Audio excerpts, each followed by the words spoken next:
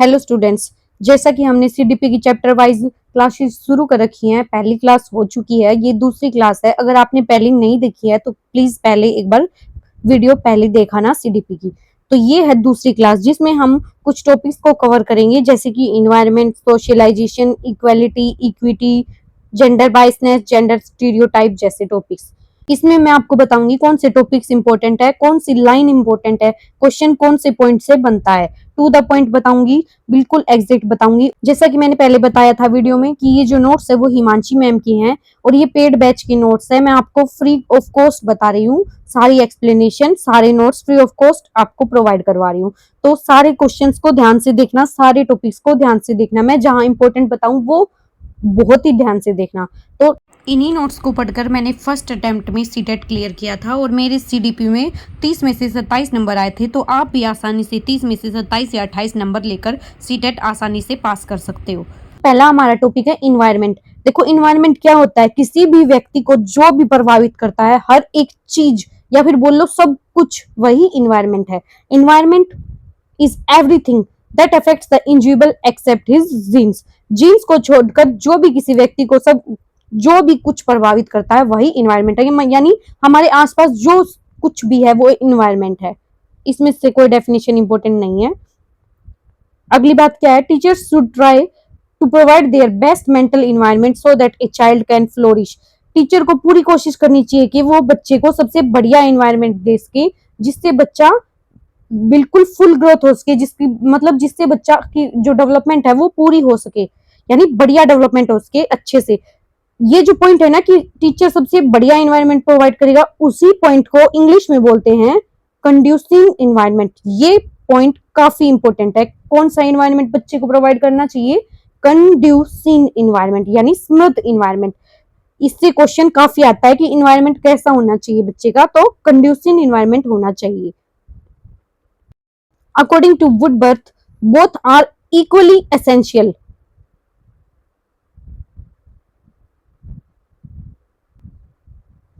According to Woodworth, both are equally essential in growth and development.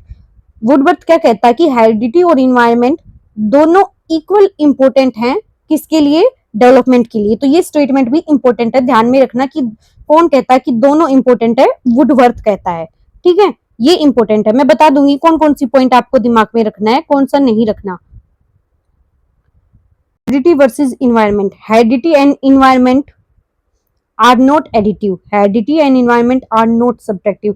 Heredity और environment ना तो additive है ना तो सब्ट्रैक्टिव है, ना इन्हें प्लस किया जा सकता ना इन्हें माइनस किया जा सकता। तो क्या है वो? तो वो है प्रोडक्टिव। ये बात याद रखना, यानी वो मल्टीप्लिकेटिव है। मोस्ट इंपोर्टेंट पॉइंट है। Heredity and environment are not divisible. Heredity and environment are multiplicable. Divisible भी नहीं है, वो क्या है? मल्टीप्लिकेटिव है। जैसा कि हमने डेफिनेशन में काफी बार बताया कि डेवलपमेंट क्या है? Heredity into environment. Most important बात है कि डेवलपमेंट क्या है? Heredity into environment. बस इसमें इतना ही है, ये बात याद रखनी है। बाकी कुछ याद रखो ना रखो कि हेरिडिटी इनटू इन्वायरमेंट प्रोडक्टिव है, मतलब मल्टीप्लिकेटिव है। अब ये क्वेश्चन है, देखो, एंड्रोजाइनस पर्सनैलिटी क्या होती है? तो एंड्रोजाइनस पर्सनैलिटी का क्वेश्चन आया हुआ है, देखो। Refers to man with feminine traits, has a balance of what are generally considered masculine and feminine traits, tends to be assertive, arrogant, adheres to stereotypical gender roles prevalent in the society। तो एंड्रोजाइनस personality वो होती है जिसमें balance होता है masculine और feminine traits का। तो एंड्रोजाइनस पर्सनैलिटी बोलो ट्रांसजेंडर जैसी उभयलिंग व्यक्ति को ही क्या बोलते हैं? एंड्रोजाइनस पर्सनैलिटी, जिसमें कुछ गुण मैन के होते हैं और कुछ गुण फीमेल के होते हैं। तो यही इंपॉर्टेंट है, बस इतना ही है इसमें। Every society has its own code of conduct, rules and regulations, norms and values. बस यही इंपॉर्टेंट है कि सोसाइटी के खुद के कोड ऑफ कंडक्ट होते हैं, खुद के रूल्स होते हैं। हर सोसाइटी अपने अलग रूल बनाती है, अपने अलग रूल्स होते हैं, अपनी अलग वैल्यूज होती हैं। अगला टॉपिक है सोशलाइजेशन। ये एक इंपॉर्टेंट टॉपिक है, तो इसमें मैं बता दूंगी क्या क्या इंपॉर्टेंट है। सोशलाइजेशन यानी कि समाजीकरण। तो सोशलाइजेशन क्या है? Socialisation is the process of internalising the norms and ideologies of society. जो भी सोसाइटी में अब मतलब आइडियोलॉजीज क्या होती है? जो मतलब मान्यता है, जो धारणाएं हैं, जो वैल्यूज हैं, जो चलता आ रहा है, क्या हम बात करते हैं, क्या उनके रूल्स है, कैसे हम रिस्पेक्ट करते हैं, कैसे लोगों के साथ बात करते हैं, सब कुछ सोशलाइजेशन के अंदर आता है। हमारा रहना, हम कैसे खाते हैं, हम कैसे रहते हैं, हम कैसे बैठते हैं, उठते बैठते हैं, कैसे लोगों के साथ बातें करते हैं, सब कुछ सोशलाइजेशन के अंदर आता है। Socialisation is the process of acquiring values, beliefs, expectations of society system. ये क्या कह रहा है कि सोशलाइजेशन, हम वैल्यूज कैसे एक्वायर करते हैं, कैसे हम धारणाओं को मानते हैं, कैसे हम कस्टम्स को एक्सेप्ट करते हैं, कैसे हम सोसाइटी की एक्सपेक्टेशंस पर खरे उतरते हैं। बस यही है कि कैसे सोशल सिस्टम मानता है कि हम कैसे रहें समाज में, कैसे एक्सपेक्ट करता है हम क्या करें समाज में, हम कैसे बोले, बोलचाल क्या होना चाहिए, क्या हमारी वैल्यूज होनी चाहिए, क्या हमारी सोच होनी चाहिए, सब कुछ ही सोशलाइजेशन में आता है। Socialisation is the process individual acquires. Socialisation क्या है? सोशलाइजेशन वो प्रोसेस है जिसमें कोई व्यक्ति क्या करता है, क्या उसको मिलता है, वैल्यूज मिलती हैं, बिलीफ मिलती है, एक्सपेक्टेशन ऑफ सोशल एक्सपेक्टेशन होता है, कुछ नहीं होता। मतलब हमें अपनी वैल्यूज मिलती हैं, हमारी सोच, हमारे मतलब क्या हमारे संस्कार होने चाहिए, क्या हमारे विचार होने चाहिए सोसाइटी के प्रति, हमें क्या करना चाहिए, क्या नहीं करना चाहिए, सब कुछ सोशलाइजेशन के अंदर आता है। अब देखो फीचर्स ऑफ सोशलाइजेशन, अभी कोई इंपॉर्टेंट डेफिनेशन आई नहीं है। फीचर्स ऑफ सोशलाइजेशन प्रोसेस, ये इंपॉर्टेंट है। सोशलाइजेशन एक कॉन्टिन्यूस प्रोसेस है, मतलब ये सोशलाइजेशन है जो चलता ही रहेगा, लाइफ लॉन्ग है, बर्थ से लेकर डेथ तक सोशलाइजेशन चलता ही रहता है।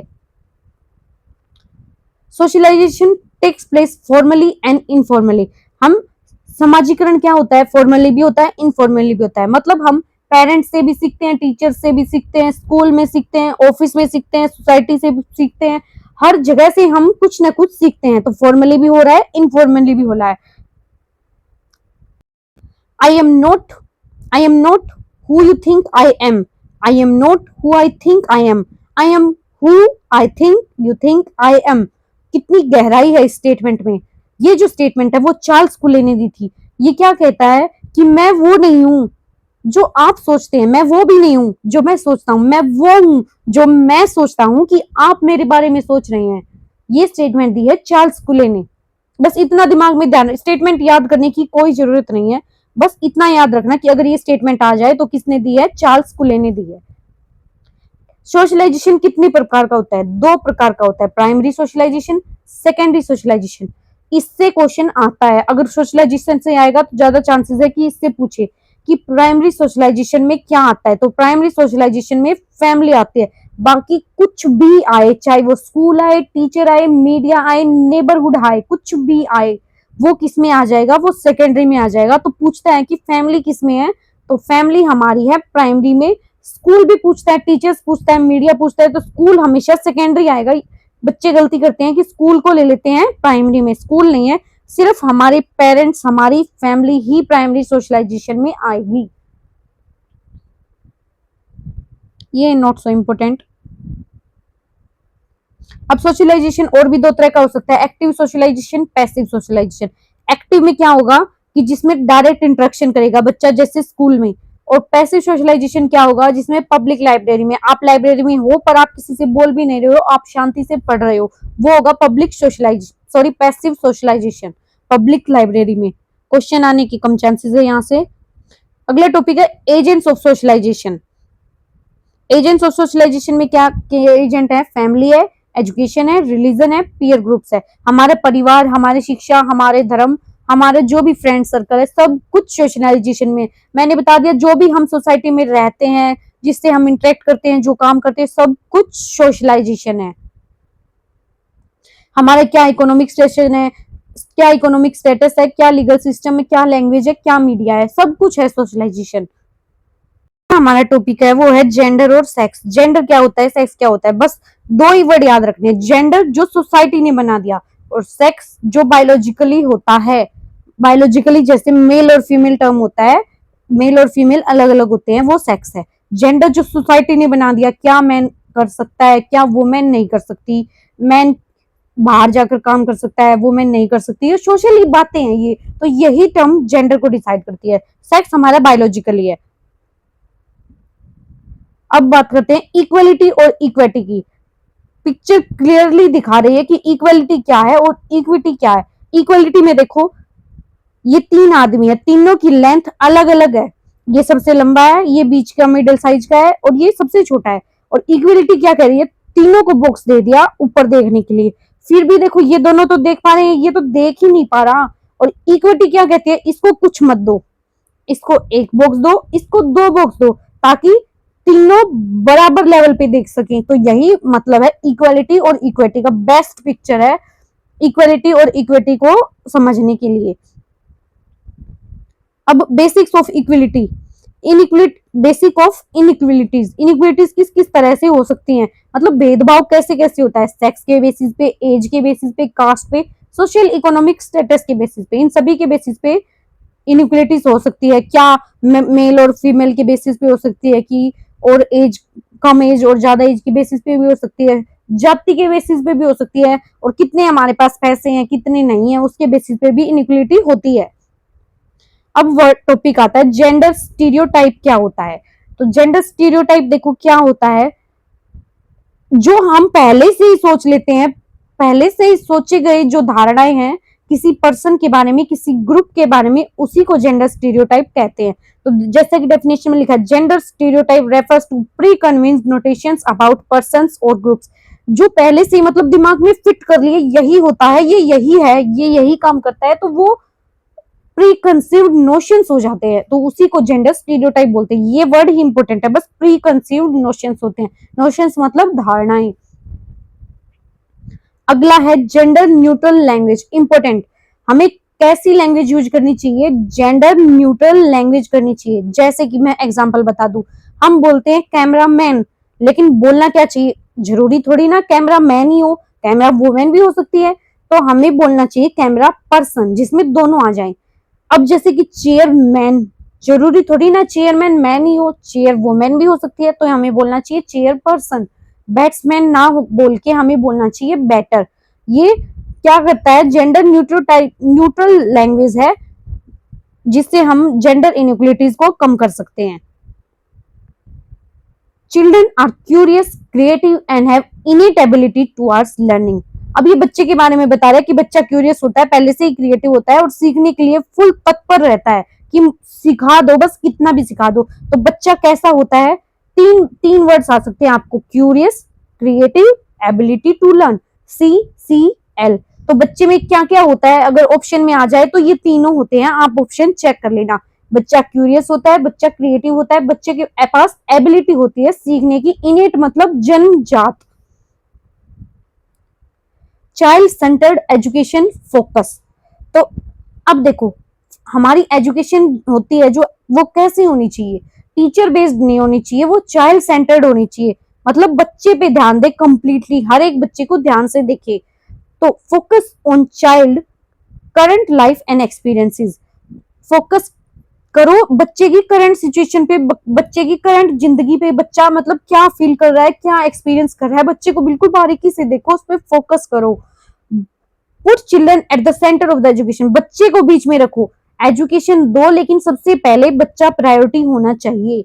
Provide opportunities to harness their skill, ये लाइन क्या कह रही है कि बच्चे को अपॉर्चुनिटी दो, बच्चे को मतलब मौका दो कि वो अपनी जो स्किल्स हैं, जो अपना टैलेंट है उसको बढ़ा सके, डेवलप कर सके। Support the choice of child, कई क्या होता है कि कई बार माता पिता बच्चे की चॉइस को ना मतलब फोकस में रखते हुए खुद की चॉइस को बच्चे पर थोप देते, ये नहीं होना चाहिए। बच्चे की चॉइस को सबसे ज्यादा इंपॉर्टेंस देनी चाहिए, उसे सपोर्ट करना चाहिए कि बच्चा करना क्या चाहता है जिंदगी में। The child has an individual identity, go for differentiated instruction, most important point, कैसी इंस्ट्रक्शन पर जाना चाहिए, डिफरेंशिएटेड इंस्ट्रक्शंस पर, ये इंपॉर्टेंट है बोथ।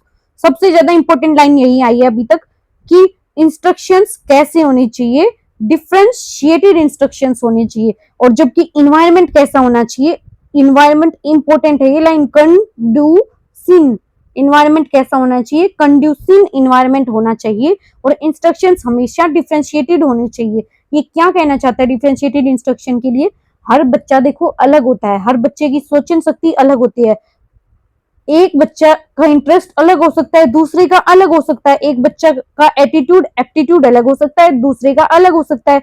दोनों अलग अलग हैं, तो दोनों को इंस्ट्रक्शंस भी तो अलग अलग ही मिलनी चाहिए। और ऐसे भी आता है काफी बार कि इंस्ट्रक्शंस कैसे हो, तो यूनिफॉर्म और स्टैंडर्ड इंस्ट्रक्शंस को इग्नोर करना, मतलब यूनिफॉर्म एक जैसी नहीं होनी चाहिए सबके लिए, कि सबको एक जैसा ही पढ़ाया जाए। सब बच्चे अलग अलग होते हैं, सबका टाइम अलग अलग होता है किसी चीज को पकड़ने में, तो हमेशा इंस्ट्रक्शंस अलग अलग रखो, डिफ्रेंशिएटेड रखो। अगला टॉपिक है हमारा क्वालिटीज ऑफ प्रोग्रेसिव एजुकेशन। तो सबसे पहले तो ये इंपॉर्टेंट है कि प्रोग्रेसिव एजुकेशन का कॉन्सेप्ट किसने दिया, तो प्रोग्रेसिव एजुकेशन का कॉन्सेप्ट दिया था जॉन डेवी ने। इंपॉर्टेंट है, याद कर लेना, ठीक है। तो प्रोग्रेसिव एजुकेशन में क्या होता है, देखो प्रोग्रेसिव एजुकेशन में होता है करके सीखना, मतलब पहले करो फिर सीखो। Learning by doing he progressive education होता है, हैंड ऑन एक्सपीरियंस से अपने हाथों से करके जो सीखा जाता है उसे प्रोग्रेसिव एजुकेशन बोलते हैं। प्रॉब्लम सॉल्विंग, क्रिटिकल थिंकिंग आ जाता है इसमें, लाइफ लॉन्ग लर्निंग हो जाती है, सोशल स्किल्स होती हैं, मतलब जिंदगी भर के लिए याद हो जाता है, जो चीज करके सीखी जाती है, हमारी स्किल्स भी बढ़ती हैं उससे। Collaborative group work, development of social skills, मतलब कोलैबोरेटिव ग्रुप का मतलब होता है जब हम ग्रुप में काम करते हैं, समूह में काम करते हैं, तो हमारी सोशल स्किल्स, मतलब हमें बोलने का जो अनुभव है वो भी बढ़ता है, मतलब हमारी बोलचाल की भाषा भी बढ़िया इंक्रीज हो जाती है, हमें कैसे बात करनी है, कैसे दूसरे को रेस्पेक्ट देनी है, इस टाइप की स्किल्स भी बढ़ जाती हैं। D emphasises on text book, ये इंपॉर्टेंट बात है कि ये प्रोग्रेसिव एजुकेशन वो डी एम्फेसाइज करता है टेक्स्ट बुक को, मतलब टेक्स्ट बुक को कम मानता है कि टेक्स्ट बुक है एक रिसोर्स पढ़ने का, लेकिन एकमात्र रिसोर्स नहीं है। टेक्स्ट बुक इज आर और वन ऑफ द रिसोर्सेज, मतलब क्या कहता है, text book one of the resources है, जरूरी नहीं है कि एकमात्र संसाधन है।